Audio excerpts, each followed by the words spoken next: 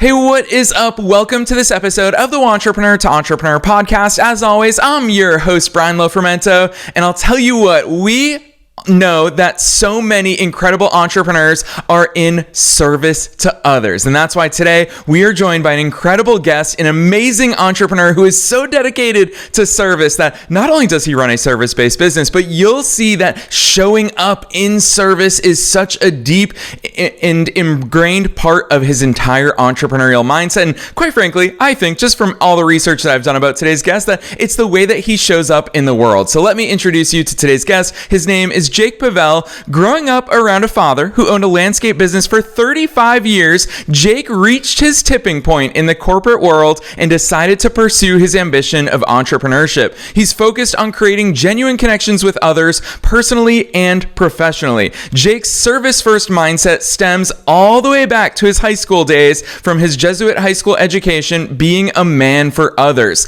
This philosophy led to his servant leadership practice in his personal life and within his company, which is called Colorado Power Wash. Now that he faced his fear and charted his path into the unknown, he's motivated to help others pursue their ambitions because the grass, it can be greener. I love that part of Jake's attitude for life. Through words of his best friend, he's committed to living his life based on remember when versus what if. This is an awesome entrepreneurial story. I love that the entrepreneurial DNA was ingrained in him from a very young age, and the fact that it's come full circle. This is going to be such a fun episode to learn from Jake, from his mindset, from his perspective on life, and of course, that deep attitude and commitment towards service. So I'm excited about this one. I'm not going to say anything else. Let's dive straight into my interview with Jake Pavelle.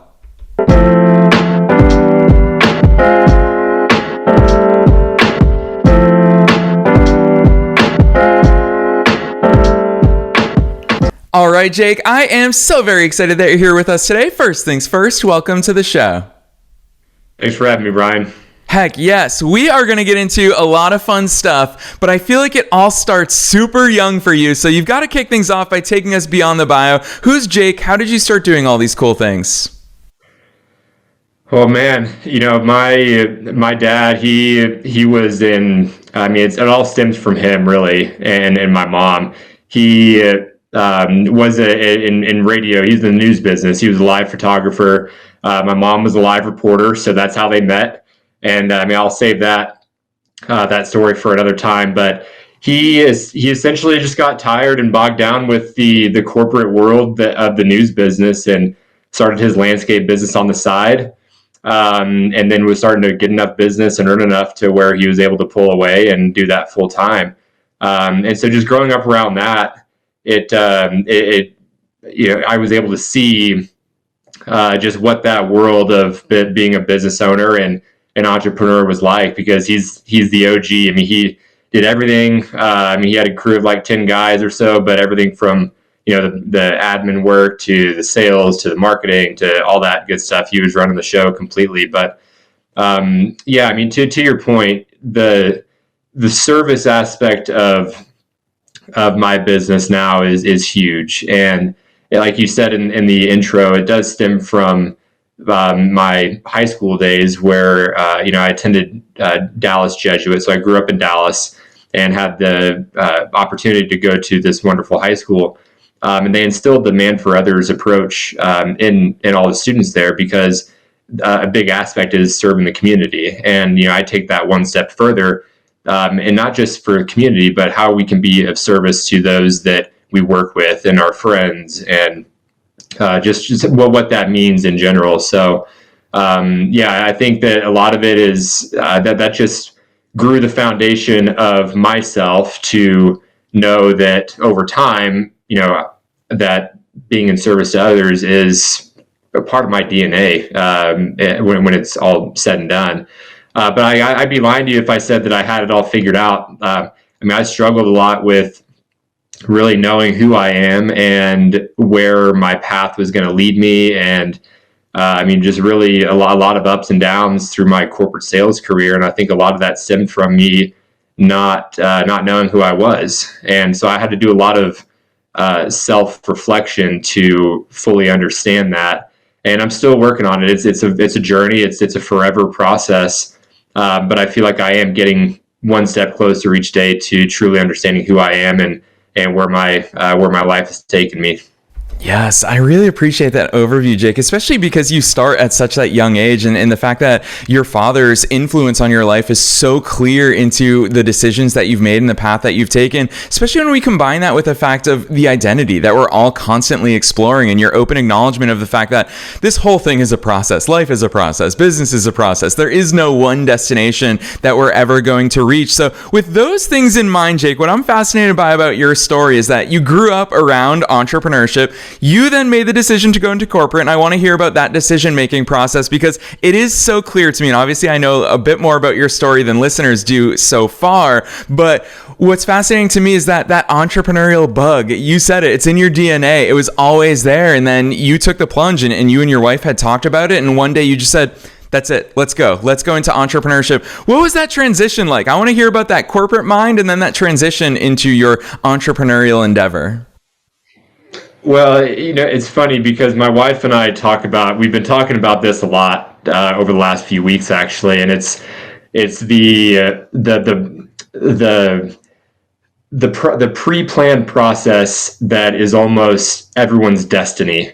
And what that means is, like, everyone when they grow up, they're taught that you go to school, you get an education, you go get a corporate job with benefits for security and things like that. And, over time, like right now, I'll use now as an example, like my wife and I, we've just been talking about how it doesn't have to be that way. Like if you don't want to buy a house when you're 30 years old and you'd still rather rent, like you can do that. If you would rather start your own business instead of be in the corporate bubble, then go out and do it. But life we've learned is it's what you make it. Like you don't have to follow the stigma that you have to do things a certain way all the time, or else you're a failure. So I mean, when I was in school, going back to your initial question, Brian, like when I was in school, I knew eventually I was going to be. I wanted to own my own business. I didn't know when. I didn't know what. I didn't know how I was going to do it. I decided to get a sales and marketing degree with a sales concentration from Texas State University, which is 30 minutes south of Austin in San Marcos. And I used that because I knew that anything in life has an aspect of sales to it. It has a sales element, whether it's talking to people, whether it's listening to people, whether it's understanding people, like asking the right questions. And just being confident in your people skills. And that was one area that looking back on it, I wasn't very strong at. Like I did know how to talk to people, but I really struggled with confidence a lot in throughout my life. I was never the most talented. I was never the biggest. I was never the strongest, never the smartest. And so I guess in hindsight, I knew the sales background would benefit me in the long run because it's true. The skills are transitional no matter what industry you're in and whatever you're doing. So the corporate role was great. The companies that I had and the companies I was with, each of them set me up in order to I learned different skills from each role. They were all different industries. But the skills, like I mentioned earlier, the sales skills are transferable no matter what industry you're in. And so I just got to the point where I was, I wasn't getting fulfillment from being in corporate sales. I had, it was a roller coaster ride. Some years I struggled to pay rent in my early days because I just didn't have it figured out. But what I realized is that I had to do a lot of work on myself in order to achieve at a high level. And so sure enough, the last corporate company I was with, my hiring manager broke it down for me very simple and said, as long as you show up, you communicate well, and you fix problems when they arise, you'll do well in this position. And so I just kept it simple. I did exactly what he told me, and I grew an undesirable territory in Colorado from $0 to a $2.1 million business in 5 years, which was a huge accomplishment for me. And that gave me the belief that I can take something from nothing and build it into something great in a short amount of time. And so that in turn allowed me it just grew my self-belief, my confidence, all that stuff that you need to make a big life-changing decision like starting your own business come to reality. And so it was the right point in my life to do it. And like you said, my best friend and I had a conversation about looking back on your life and saying, remember when versus what if. And how I break that down and interpret it is, in my case, remember when I was scared, but I went ahead and made that big career move and life-altering decision for our betterment, or what if I would have started that? Like, where would we be? So yeah, I take that to heart, and that's a little bit more about my thought process and the journey behind corporate to entrepreneurship. Yeah, I love that story, Jake, for so many reasons, especially because I know where we're going to go from here. And I'm excited for listeners to hear it, because I'll transparently tell you this while we're on the air together, Jake, is that we hear from our listeners all over the world. And they're, of course, a mix of entrepreneurs and entrepreneurs at all different stages of their own business growth journeys. And the one overarching theme that I hear from entrepreneurs in particular is, I don't have a business idea. I don't know what the right business to start is. And so a lot of people might be hearing you talk about your sales career and thinking, well, Jake probably mastered the power washing industry when he was in sales. He probably understood the ins and outs of it. They may not realize that the power washing industry, it found you. It's actually not where your background really was. So I know how important a camping trip was into you starting Colorado Power Wash. So Jake, take us back to that time, because, and especially I want to hear the emphasis from you on what your mindset was as far as what that right business, so to speak, is, because I love how much you found the opportunity with Colorado Power Wash and you just dove in 2 feet head first, all of that. Take us back to that story. Yeah, so I'm glad you brought that up, because again, 2024 had a lot of influential conversations and influential, discussions with friends, but that camping trip specifically was one of the main catalysts to this big decision. So, we were camping with some friends over Memorial Day weekend, and we were sitting around the campfire just talking about what we want to get out of life and where we see our careers going. Just opening up to each other in a safe environment in nature where you do have the ability to open up and really express how you're feeling around others that can offer some guidance and advice. So 2 of our friends, they suggested that I call one of our other friends who I haven't talked to in probably 4 or 5 years at least at this point, and he's been a successful entrepreneur and business owner up in Winter Park, Colorado, and so they just recommended I call him to see. Just for guidance to move me along my way. And so I did that the day after Memorial Day. I called him, and it was very simply just asking, for guidance. I wasn't expecting anything to really come of it other than having a little bit more direction, but little did I know I was going to get a lot of direction in a short amount of time. And so he was telling me about his business, about he was in corporate sales as well for a couple years, and then decided it wasn't for him either. And then he went and did his own things. Come to find out, he started the power washing business in Denver earlier in 2024. He didn't have any clients, didn't have any equipment, had a website, had the logo, and he had done some SEO marketing over that course of time. But it was very, very green, and so he offered for me to buy the work that he had done thus far on it. And like literally, I looking, like when I think about it, I didn't even give it a second of thought. I just said, yeah, let's do it.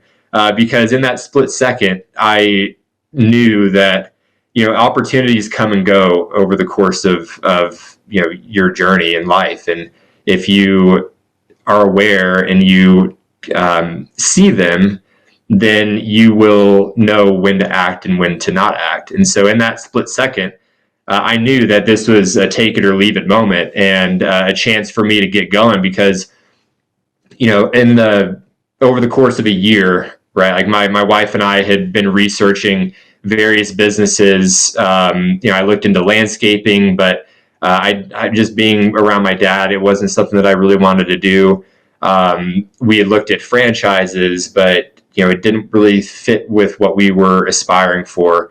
But I did research the power washing industry heavily prior to my conversation with my buddy Austin. And I knew that it was a good business. You could have recurring work. It's you do have work throughout the year, even though during the winter time it slows down a little bit. But it's a service it's a needed service, a service-based business. Those quote unquote boring businesses that are so popular right now. But I come from that background. I come from the boring business background. As does my friend Austin. His dad, he was in the concrete business for his career. And so, yeah, it was just a good marriage between aspiration and opportunity. And, I just took it and ran with it and told Austin, let's roll, man, I'm in. And so the funny part is he did have one lead that was in the system before our call that came in the week before. And I was still working my corporate job for 2 months afterwards, as it is. But the day, I think it was right after we got off the phone, he sent me the lead, and I called him and I scheduled a meeting with him the next day, and it was for a fleet washing opportunity. And he liked me. It was his boss liked me too. And they gave me the chance to have a monthly fleet washing agreement to wash their 27 trucks in every single month around Denver, which has now grown into an opportunity to service their Denver along with their Northern Colorado locations. So it's the lifetime value of that client has increased quite a bit, but it all stemmed from that one conversation that I had the day after Memorial Day. Yes, I love that story so much, Jake. That, to me, I can only imagine back when you had that conversation, you probably were thinking, I don't know much about power washing. You call it a boring business, and we hear all of these car washes, laundromats. We hear about all these businesses that people are crushing with. And what I really enjoy is, sure, you need to learn the intricacies of those. And I love the fact that you had that attitude and mindset of, I'll figure the rest out. But what is so clear to me is you took, when we say service-based business, you took the service part of that very seriously. So I want to hear you talk about that, because it's so clear to me in all of my research leading up to our conversation here today that that's really what stands out to your customers. And I would imagine that leads to word of mouth business and a great reputation that you have in your local geographic region. Where's that service come from? What does service mean to you, Jake? Well, that's a great question, because service is, in hindsight, it can be relative to everybody depending on what their expectations are of what good service is. Good service to me means communicating it starts with just communicating the good, the bad, and the ugly. It's, if you run into a problem, call the customer right away, tell them what's going on, tell them that you're on it, that you're aware of it, and that you're working your tail off to fix it for them. I think that's the number one key. And I feel service is the level of service is reducing now, because so many things are automated that and you call it, like for larger companies, you get bounced around to various different departments. And so when you have a problem, you spend like half an hour or an hour trying to find the right department to talk to. And that's what I love about the local service-based businesses, and that the larger companies can't offer, because the customers that we work with, they know that if they need anything, they pick up the phone and call me, and I'll answer, and if there's a problem, I'll fix it right away. If they're in a pinch, we'll get out there right away. It's just the time to service, the time it takes to resolve something that the customer is coming to you for. I think that's what service means to me. You can have the best business in the world with the best product, but if the customer can't reach you, or if they can't find you, then you're not going to build a successful business, because people need people that they can rely on, especially in like a true service-based business like this. Like, reliability is huge, and I think with the way that with my mentality, like, reliability is number one, because I've heard it so many times from customers that I've met with. The main challenges they have, and it all boils down to this: the main three challenges they have are communication, reliability, and quality of work. It's the consistent message, and it boils down to just service. Like, it's very simple. It's not easy to do, but it takes a true selfless mindset in order to deliver that effectively to the customer. So that's what service means to me. Yeah, I love that answer, especially because I think what it really reveals, Jake, in our conversation is not just how much you love your business and you love being of service to others, but it's so clear to me that you also have that entrepreneurial, analytical, or executive part of your brain as well that you really enjoy, whether it's researching the power washing industry or clearly breaking down. These are the three things that customers care about. And that's a really widespread piece of advice that applies to pretty much every single business on planet Earth. I hear it so frequently. People who have a lawnmower that comes to their house, or a pool cleaner, and they say, yeah, they just didn't show up this week and now I can't get a hold of them, so I'm calling other companies. It really is as simple as that when you walk into a market, to say, I'm just going to deeply serve this people on the level that they care about. So with that in mind, I want to tap into that entrepreneurial or that executive brain of yours, Jake, because I want to understand how you think about your business in the sea of competitors, whether it's within your own industry or just service-based businesses in general, because it's clear to me that you pick things up from other places, whether it's looking at other different types of service-based businesses. You're always learning. You're always thinking about your own business. Where's that analytical or executive mind go? Are you intentionally studying other businesses and applying it to your own? I'd love to hear what that practice looks like for you. Yes, I mean that's a good point. That's a good point. And when you think about it that way, I guess I am constantly learning other people's businesses to take a few nuggets from theirs and apply it to mine. And it's only people that I know are ahead of me that I do that to. So, I try to seek out those businesses that I see are doing well and implement some of the things that they are doing good at, and see how I can implement that into my own business. But my mom and dad, they instilled in me in a young age to always learn, be knowledgeable in anything that you do, just be a professional. And where I think that, and I know that, like, I'm when I seek out people for advice and help, like it takes a big ego hit, because you're going, like in the power washing industry, for example, like the first Friday after I took over the business, I found this equipment shop in Denver, and went up there on a Friday afternoon at 3:00 and told the owner, I met with the owner, and I was like, hey, look, I'm brand new into the power washing business. I really don't know how this stuff works. I've been looking on YouTube, this and that. Can you just give me a 101 rundown on how this stuff operates and what's going to be needed for me to do well? And so he spent an hour and a half with me on a Friday afternoon. But again, that goes into developing a relationship. And so the following Friday, I went back and did the same thing. It was about 3:00, and he spent another hour and a half, 2 hours with me, giving me like a 201 rundown on how things work and how things operate.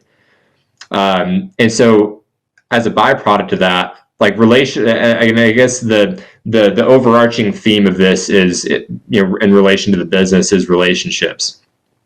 So as a result of that, as a result of me, not being afraid to tell someone that I'm new and very green, and I don't know much, but I'm willing to learn. We've since developed a really strong relationship at that shop where I, ended up buying a higher quality piece of machinery. They install it there. They service things. I buy a lot of product from there. So just the relationship is developed with this one company, and they've helped me a lot. Just educate myself, and they're reliable when it comes to service and equipment. And so that was key. But then also taking it one step further, and a lot of people may see this as they might see it the same way as me, which is, I guess, a little bit sad. But there are a lot of competitors out there in the market, in any industry. I welcome it. Like I want to build relationships with my fellow business owners in the power washing industry, because you never know when you're going to need someone to help you out. Or just, the thing about entrepreneurship that everyone talks about is that it can be lonely. There's times where you have like the lonely chapters where you just feel like you're by yourself. But the benefit of building relationships with other business owners in the area who are either where you are or who are where you want to be is that they all experience that same loneliness together. And so you can pick up the phone and call them and just shoot the breeze with them and develop a relationship where you may get a big, large scale job that by yourself or with your own team, you may not be able to handle. But because you took the time to develop relationships with another business in the area, you can call them on, give them a little bit of extra business, and you also deliver for your customer on that big project that you had. So I've done that a handful of times. Like there have been projects, like there was a 250,000 square foot parking garage that we got a contract to clean for, and I brought in he's a mentor figure to me. He's been in the business for 30 years now, but him and his crew came in and we just knocked it out over 2 days. But if I was out there by myself, I'd be out there for like a week or two trying to clean it all. And so like there's what's interesting to me too, Brian, is when I first started, I called around to like probably 6 to 10 other power washing companies and left messages for the owners, just telling them like, hey, I'm new in the business, was curious if you could provide me some information on just how the business works and operates so I can get started. Or at least get some foundation underneath me. And no one called me back. Except for my mentor, who on our first conversation, he was like we just clicked. He loved my ambition, loved that I was willing to pick up the phone and call him. Also loved my vision for where I wanted to take the business. And that we just saw eye to eye on building relationships with fellow business owners in the area. And it just doesn't just stem from power washing. It could be, building relationships with landscapers. If you have a commercial job, you can then subcontract some landscaping work to then help build their business. Parking garage sweeping, asphalt, any other service that goes into servicing the similar clientele. We all work with different businesses. But we can all grow together if we build relationships with one another and help each other, grow at the same time. Yes, Jake, you know what? I'll tell you this, and I'm sure the listeners are going to join me in this. It's not just your ambition that I'm sure your mentor fell in love with. It's so much about your mindset, your attitude. What I'm hearing in so many of your answers today is that you are more willing than most to just put your ego to the side and say, hey, you know what? I'm all in this with other people around me, whether they be so-called competitors. I love how much you call that out about the perceived competition, or just people around you that you get to learn from and you get to grow with. And that's what I so really respect and admire and appreciate about your entrepreneurial journey, is that shines through, Jake. It shines through not only in your work and the reviews that I've read about your business and the way that you show up here today, but it just shines through in everything that you put into the world. So huge kudos to you and the way that you operate. I'm really excited to to hear how you answer this last question, because I ask it of every single guest that we have, and we always hear so many different perspectives and experiences and advice and wisdom here in this, and that is, what is that one best piece of advice? Knowing that we're being listened to by both entrepreneurs and entrepreneurs who are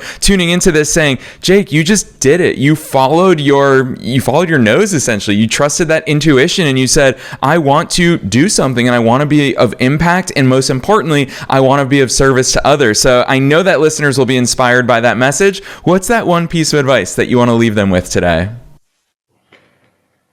There's a lot of pieces of advice that I've learned from experience. But I think the main one is experience is your best teacher. I spent like a year trying to find the quote unquote right business. I feel like the power washing business was in my journey, my preset plan that I believe was part of my eventual destiny.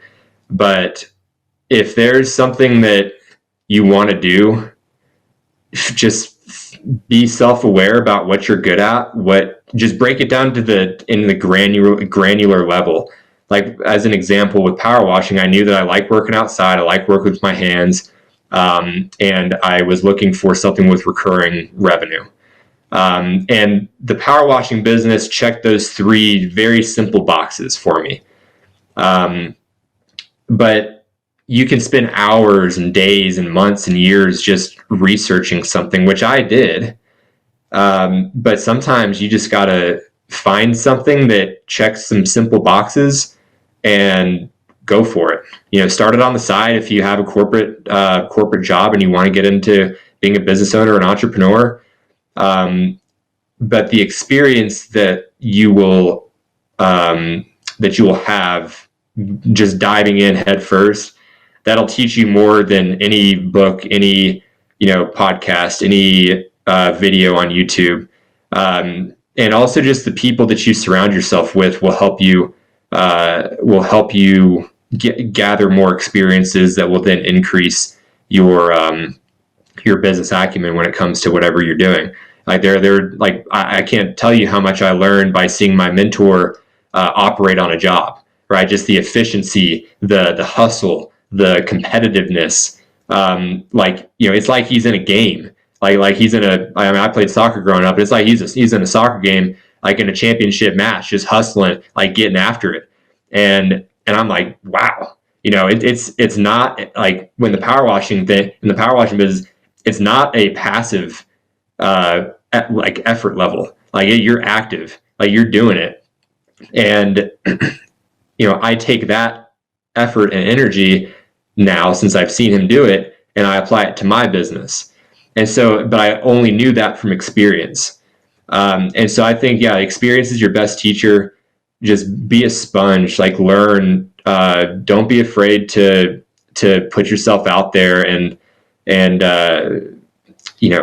ask for help when you need it, or guidance. I'm not the best at that, but I am getting better at it. But I think that's what I'd leave your listeners with. Just experience is the best teacher. And if you have something that you want to do, figure out a way to get it done and go do it. Life's too short.